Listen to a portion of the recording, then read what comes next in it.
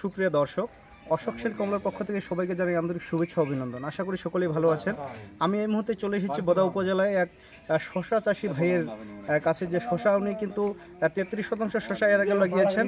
আমি যদি দেখাই যে একটি শশা কিন্তু অনেক বড় বড় হয়েছে। এই যে দেখেন একটি শশা চাষ করেছেন, সেক্ষেত্রে কিন্তু শশাগুলো অনেক বড় বড় এবং সুন্দর হয়েছে, কারণ এটা কিন্তু আজকে প্রথম এই শশা ছিঁড়িয়েছেন এবং বিক্রি করতেছেন। আমি দেখানোর চেষ্টা করতেছি আপনাদেরকে, এবং এ পর্যায়ে আমি কিন্তু কথা বলবো একজন শশা চাষি ভাইয়ের সাথে। ভাই, আপনার নাম? হ্যাঁ, ধন্যবাদ কমল। আমার নাম মোহাম্মদ আবুল কালাম আজাদ। আজাদ ভাই, আমরা জানতে চাই আপনি যে শশা চাষ করে যে এই চন্দনবাড়ি ইউনিয়নকে তোলপাল সৃষ্টি করে দিয়েছেন, যে শশা আপনার এবার প্রথমবারে আমরা লক্ষ্য করে দেখতেছি যে অনেক শশা এবার কিন্তু আপনি উঠিয়েছেন, সেই সম্পর্কে যদি দর্শকদের উদ্দেশ্যে কিছু বলতেন।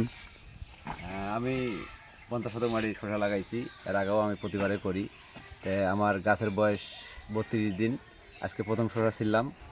আমার শশা আজকে প্রথম ছিললাম, প্রায় 8-9 মণ মাল মানে প্রথম উঠলো।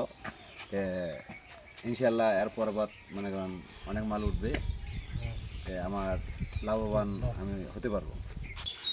কালাম ভাই, আমরা জানতে চাই যে আপনি যে এই সমাজসেবার পাশাপাশি যে এই শশা চাষ বা এরকম আবার বিভিন্ন বেগুন চাষ বা কলা চাষ আপনাকে আমরা জানি যে আপনি এগুলো লাগিয়েছেন, সেক্ষেত্রে এটার এই যে উদ্যোগটা আপনি কিভাবে নিচ্ছেন এত কিছু? আমি খালি সমাজসেবক করলেই হবে না, বা উন্নয়ন কাজ করলেই হবে না, আমার কৃষি করতে হবে। আমার তো মনে করেন কৃষির দিক দিয়ে আমি ইনশাল্লাহ আগে আছি। তো কৃষি না করলে তো আমি ও পাশেও আগাইতে পারবো না। এই জন্য আমার বেগুন, শশা, কলার আবাদ, সব তরকারি আবাদে আমি করি। এটা না করলে তো আমার আগা সম্ভব না। আমি এটার দিক দিয়ে আর কি আগে আছি। ধন্যবাদ ভাই আপনাকে।